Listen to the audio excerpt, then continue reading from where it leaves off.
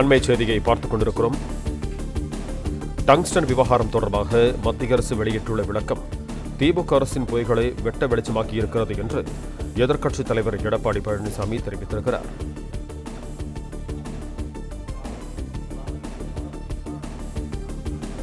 இதுகுறித்து கூடுதல் விவரங்களோடு இணைகிறார் எமது செய்தியாளர் ராஜகுமாரன். வணக்கம் ராஜகுமாரன், உங்களிடம் இருக்கும் தகவல்களை சொல்லுங்கள்.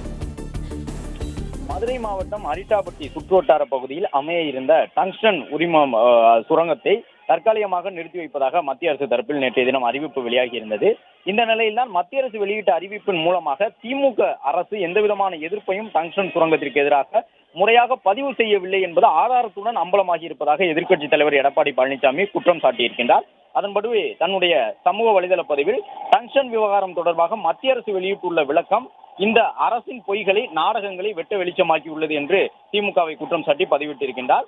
கடந்த ஆண்டு அக்டோபர் மாதம் 3ஆம் தேதி திமுகவினுடைய அரசின் நீர்வளத்துறை அமைச்சர் எழுதிய கடிதத்தில் டங்ஸ்டன் சுரங்கம் அமைக்க எதிர்ப்பு தெரிவிக்காமல் டங்ஸ்டன் சுரங்கம் அமைக்க ஏலம் விடக்கூடிய உரிமை மாநில அரசுக்கே வழங்க வேண்டும் என்று மட்டுமே எழுதியிருந்தனர் என்பது தற்போது தெரிய வந்திருப்பதாக எதிர்க்கட்சித் தலைவர் எடப்பாடி பழனிசாமி குறிப்பிட்டிருக்கின்றார்.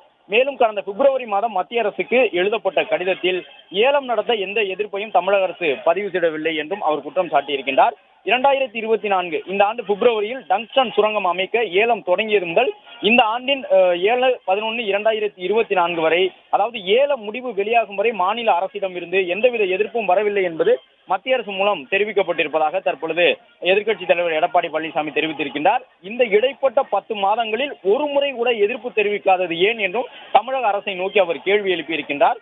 மேலும் இந்த கேள்வியை தான் சட்டமன்றத்தில் எழுப்பியதாகவும், ஆனால் அப்போது பதில் சொல்லாமல் அமைச்சர் பதற்றத்தில் பேசினார், முதலமைச்சர் மடைமாற்று அரசியலில் மட்டுமே ஈடுபட்டார் என்றும் குறிப்பிட்டிருக்கக்கூடிய எதிர்க்கட்சித் தலைவர் தூங்குபவர்களை எழுப்பலாம், தூங்குவது போல் நடிப்பவர்களை எழுப்ப முடியாது என்று குறிப்பிட்டிருக்கின்றார்.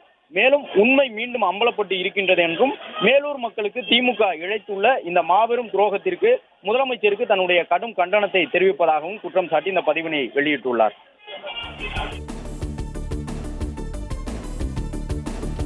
நன்றி ராஜகுமாரன், உங்கள் தகவல்களுக்கு.